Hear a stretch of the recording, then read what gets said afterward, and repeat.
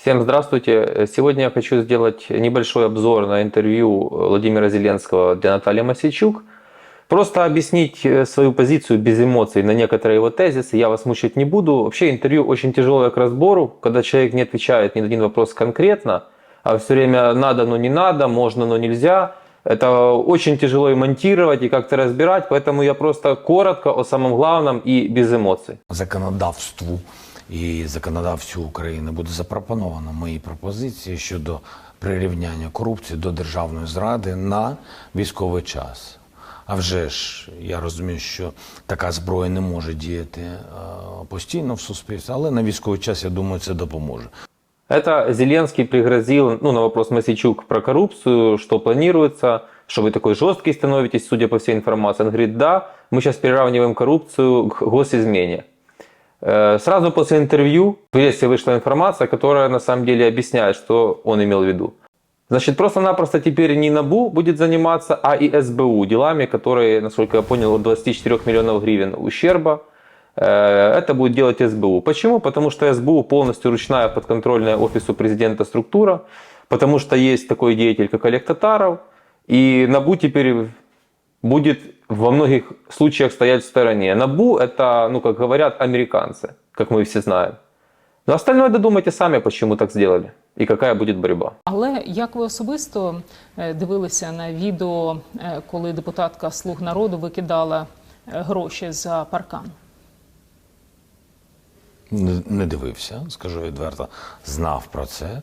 У мене позиція системна по парламентарям, дуже системна. Якщо є будь-який доказ, і тут я вдячний журналістам за те, що вони виявляють це, тому що часу на це у мене нема. Конечно, не смотрел, подход системный. Слушайте это противоречие. Подход системный, но тут же я благодарен журналистам, потому что у меня нет времени этим заниматься, такими делами всеми. Все не могу охватить. Смотрите, тут надо очень сильно разобраться, в чем дело. Системно – это когда ты выстроил такую систему, которая такие вещи просто не допускает, особенно в случае с Украиной. А когда ты на всю страну говоришь, что у тебя не хватает времени всеми этими делами заниматься, то это называется ручное управление государством, это называется стиль Лукашенко, методы Лукашенко. Это Зеленский нам рассказывает, что якобы по нашему видению он должен сидеть и отслеживать коррупцию. Нет, президент страны таким заниматься не должен. Президент страны должен был сломать старую систему, убрать такие моменты, чтобы они в принципе не могли происходить. А в ручном режиме нам это ловить и рассказывать, что это системность, нам не нужно. Катування. І, да, Фейсбук катування, так воно і є. Україна розділена в Фейсбуці і Україна об'єднана офлайн. Ось що відбувається. По поводу этого эпизода я прошу тех, кто понял, о чем шла речь, написать в комментариях, потому что я вообще ничего не понял. Я вижу только, что украинцы ссорятся между собой. Я каждый эфир призываю между собой не ссориться, нужно объединяться. Но очень многие деятели разного рода клин вбивают между людьми. И офис президента финансирует, я уже 100 раз рассказывал, медиапритоны, которые тоже каждый день разъединяют людей и настраивают украинцев друг на друга. Некоторые еще умудряются натравливать военных. А президент о чем-то своем говорит. То есть он Facebook видит, вообще, что там происходит, дискуссию в Фейсбуке. А как с его партии за забор выбрасывала взятку, он не видел. Напишите в комментариях свое мнение. Баланс у час війни дуже складно тримати. Який баланс? Міжнародний валютний фонд, Європейська комісія, лідери Європи, якщо ми не повертаємо податкову систему, яка у нас існувала до початку війни, якщо ми не повертаємо перевірки, у нас будуть питання щодо відкриття розмов про майбутнє членство в ЄС. Питання будуть восени в жовтні. Ми все це отримали, я поговорив з бізнесом, я їм сказав, дивіться, у мене є запит, і допоможіть мені вирішенню цього питання. Давайте ми повернемо мінімум. Давайте ми оберемо з вами і зробимо зміну в законодавство, що тільки один орган має право перевіряти. Я знайду такий баланс між європейським законодавством і їх запитом, що потрібно перевіряти, і вами, щоб до вас всі не ходили, бо у час війни, вибачте, йде очищення. Это просто шедевр. Якобы МВФ заставил Зеленского вернуть налоги. и он под это подстраивался, тут же Европейский Союз. Я хочу просто объяснить, что в Украине, посмотрите мое видео про министерство, на самом деле очень много денег идет не туда. Но никто пальцем не пошевелил, чтобы эту ситуацию как-то изменить. А теперь рассказывают, что Европейский Союз рассказывал про то, что менять налоги нужно. Нужно было сесть с Европейским Союзом и сказать: смотрите, я не могу это сделать, мои люди хоть как-то, спасибо им, делают бизнес под ракетами. Но я ликвидирую министерство 1, 2, 3, 4, 5, такую-то организацию. Вот что нужно было делать. И вмешаться в эти моменты, когда местная власть тратит 2 миллиарда гривен в день на невоенные цели через Прозоро. А нам опять дичь. Тут такий є. Ми повинні бути чесними. Ми повинні сплачувати податки. І тоді, коли я сплачую податки, не обходжу, я вправі мати такий потужний голос і змінювати країну. Якщо навіть в сплачуванні податків я знаходжу баланс, знов-таки, щось плачу, щось не плачу, десь я кажу, що це я допомагав Збройним силам, тому я не сплатив податки. Це нечесно. Податки нужно платить, пусть Мосичук первая скажет, сколько она заплатила податков, пусть покажет свою официальную зарплату, чтобы мы все посмеялись. И расскажет еще кое-что про британские Виргинские острова, так маленький намек. Пусть Зеленский или пусть журналисты покопаются, как сейчас работает 95-й квартал с использованием офшоров или без использования офшоров. Опять обвинил, что кто-то, мол, говорит: я помогаю фронту, значит не буду платить налоги. Я такое не слышал ни разу. Я единственное, что слышал: я все время платил налоги, теперь еще должен помогать фронту. Такое я слышал. Но даже эти люди всегда, может, кто-то и скрипя зубами, все равно помогают и помогали. Но президент опять в своей теме. И обратите внимание, треба шукати баланс. То есть опять ручное управление, в ручном управлении я ищу баланс. Ни о какой системе правильной вообще даже речь не идет. Як би це не звучало, це не популізм, абсолютно. Я просто хочу сказати, люди через повагу, що ми вистояли і так довго стоїмо, і через те, що ми ось такі люди, через цю велику повагу, це те, чого нам іноді у нас не вистачає між нами. Навіть ми не розуміємо, хто ми є. Ми ще в подіях. Да, ми ще, тим не менш, все це прийде. Але, тим не менш, у них велика повага. Вони просто, пишаються, знаєте, пишаються, що кажуть, ми просто хочемо тут бути. Але вони бізнесмени, їм треба щось дати? Ні, повірте мені, вони тут будуть. Это президент опять думает, что все, кто будет это смотреть, это все лохи, и кто-то ему поверит. Наверное, какие-то люди поверят, и, наверное, немало, что международный бизнес готов, очередь стоит. Он так и очередь стоит инвестировать в Украину, потому что украинцы героические, хорошие люди. Даже Мосичук ему намекнула: они что-то хотят взамен, это же бизнес. Не, мы хорошие люди, будут инвестировать. BlackRock, наверное, будет инвестировать. Я тоже делал об этом видео. Наверное, такие конгломераты, которые будут все решать через кабинет, и просто разрывать на части Украину, наверное, такое будет. Но об украинских предпринимателях не было сказано ни слова. Было сказано налоги, баланс, Европа требует и все остальное. Кожному президенту, хто був до вас, суспільство ставило одне запитання. Чи ви готові, пане президенте, почати зі свого оточення? Чи ви готові почати зі своєї команди боротьбу з корупцією? У мене немає своїх чи не своїх. Є чесна людина або є нечесна. Якщо є докази, що людина нечесна, я звільняю таких людей. Да, мы так и увидели. И что я вам хочу сказать. Роман Червинский на скамье подсудимых. А вот я вам расскажу про друга детства Баканова, бывшего главу службы безопасности Украины, какую информацию пресса опубликовала. Екс-очільник СБУ Баканов зареєстрував ФОП і може здавати житло в оренду, сообщает «Украинская правда».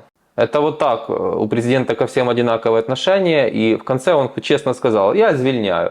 Ответственности никакой, просто я звільняю.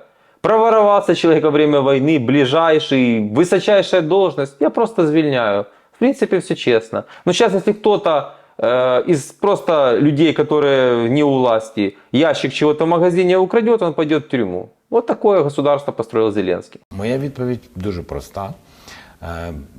І я її Лінці сформулював дуже швидко. І він був дуже задоволений. І якщо наші парламентарі готові Чому? Тому що нам потрібні тоді зміни до законодавства у Виборчий кодекс, зробити це швидко. Раз. Якщо я сказав йому, ви готові мені дати 5 мільярдів, тому що я не людина, яка займається бруківкою, і не зможу просто забрати з бюджету 5 мільярдів, мені здається, саме така сума потрібна на проведення виборів в звичайний час, а у військовий я не знаю, що це за сума, тому я йому сказав, якщо Сполучені Штати Америки разом з Європою дадуть нам фінансову підтримку, вибачте, я нічого не прошу, проводити вибори в кредит я не буду, забирати гроші від зброї і давати їх на вибори також не буду. А здесь Зеленский отвечал на вопрос по поводу выборов. Хочу, не хочу, буду, не буду, я не могу вам. Там он это растянул на 20 минут, я вставил вам немножко. Но посыл такой. Америка, дай 5 миллиардов гривен, я проведу выборы. И там один сенатор американский выступил и сказал, что это обязательно надо сделать. И Зеленский подумал, что он сейчас так ответит и все уляжется. Но не тут-то было. Послушайте, видимо, после просмотра этого интервью, что сказал этот сенатор Линдзи Грем. Сенатор США закликав допомогти Україні провести вибори. Сенатор США від республіканської партії Ліндзі Грем привітав бажання президента Зеленського провести вибори попри війну, а також закликав надати Україні фінансову та технічну підтримку з цього питання. Тобто Америка намекає, що розказуєш там Мосійчук все, що хочеш, но вибори нужно проводити. І я вам хочу сказати, вибори нужны як можна швидше і обов'язково. Вихід є, я до цього готовий, я, в принципі, зараз публічно про це говорю, йому я сказав, секретів у мене ніяких немає. Это просто маленький кусочек, там все интервью так было, вот этот блок про выборы. Хочу, не хочу, буду, не буду, готов, не готов, полезно, вредно, и все в таком стиле. Я ні за що не тримаюсь, я б хотів би провести вибори. Чесно, мені подобається це зробити, коли нам потрібно, впродовж року. Я за Криса не тримаюсь, но тут одна есть фишка, некоторые люди, я видел в публичном пространстве, это тоже заметили.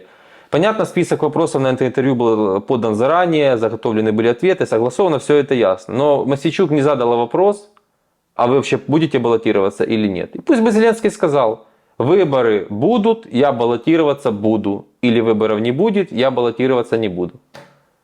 А пока выглядит так, что они просто видят, что рейтинг стремительно падает, и сейчас их проводить опасно, и лучше их провести в конце войны, якобы на победном коне находясь, и там, надуть опять в очередной раз свой рейтинг.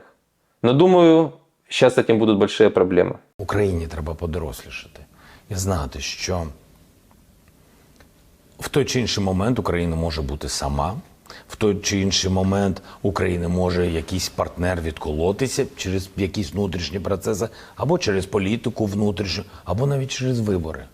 Здесь, как вы понимаете, скорее всего, речь о США идет. Как бы это ни прискорбно звучало, вы видите высказывания кандидатов в президенты США. Победит точно республиканец. И, на мой взгляд, это только два претендента, Трамп и Рамасвами. И Зеленский уже понимает, что такой помощи, как есть сейчас, ее не будет. И в других странах тоже выборы. И ситуация может очень сильно поменяться. И общество, в общем-то, уже к этому начинает готовить. Ми готові воювати вдовго, не втрачаючи людей. Ось так може бути. Ну, мінімізувати жертви. Як з перекладом Ізраїля я сказав. Можна так жити. Сейчас вы посмотрите, что он сказал дальше, но вот это высказывание никак не коррелируется с тем, что уже год рассказывают про Крым и про вот эти вот постановы Верховной Ради о том, что война будет, пока не вернем границы 91 года. В очередной раз непонятно, где вранье, какая-то каша. Поэтому вы никогда на слово в такие заявления не верьте. Я якраз вдячен журналістам, марафону і в цілому всім журналістам, саме тим, хто працював над от такому зміцненні нашої держави. А здесь шел вопрос про телемарафон. Мосійчук спросила, не сильно мы перекормили, как бы, не завысили ли мы ожидания людей, сейчас как бы усталость от войны. Зеленский поблагодарил журналиста телемарафона за прекрасную работу, вы все сами слышали. Знаєте, от ви нещодавно сказали, буквально вчора, я не впевнений, що ми повинні говорити про військову деокупацію Криму. Чому? Це в той час, коли Буданов зробив туди візит. Буданов робить Який гуляє сам по собі. Іноді відрядження генерала Буданова. Да.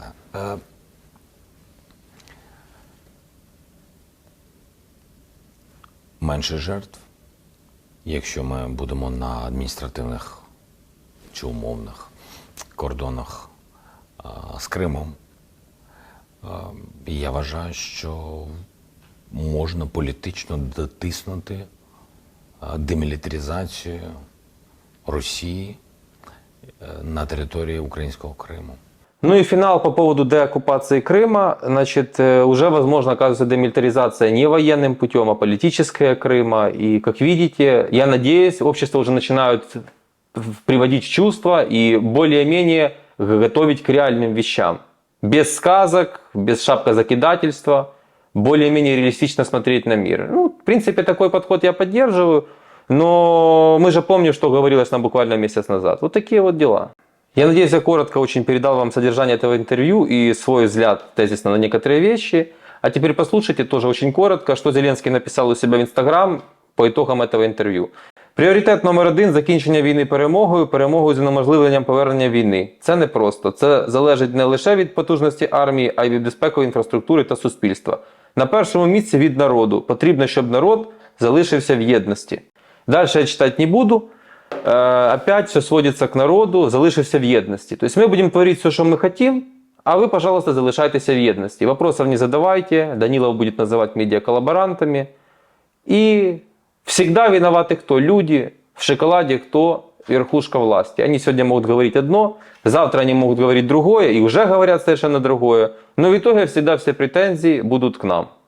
Спасибо, что досмотрели это видео до конца. Подпишитесь на канал, поставьте лайк, колокольчик. И обязательно ваш комментарий по поводу этого интервью и согласны вы со мной или нет. Пока.